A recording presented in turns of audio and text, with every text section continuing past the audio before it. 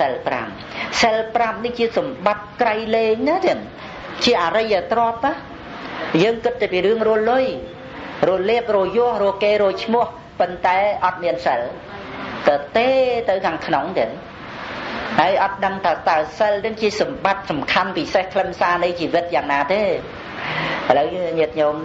មានសិល5ហ្នឹងមិនមែនត្រឹមតែថាអូមានសិល5ហ្នឹងខ្ញុំខ្លាចបាបខ្លាចធ្លាក់នរកខ្ញុំមានសិល5ហ្នឹងគឺដើម្បីឲ្យខ្ញុំទៅកើតឋានសួគ៌មិនមែនគ្រាន់តែរឿងហ្នឹងទេអារឿងហ្នឹងជាអានិសង្ឃទេ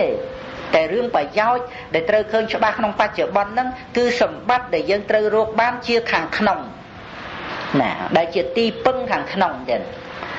ទីពឹងខាងក្នុងដូចយើងពឹងប្តីដូចយើងពឹងកូនដូចយើងពឹងទ្រព្យសម្បត្តិពឹងការងារអញ្ចឹងណាតែនេះជាទីពឹងខាងក្នុងទៀតហើយអត់មានបោកប្រាស់យើងទេណែអត់ទេដូចជាសិលនេះណាកូនល្អ10 20នាក់មិនស្មើនឹងសិល5ទេទៀត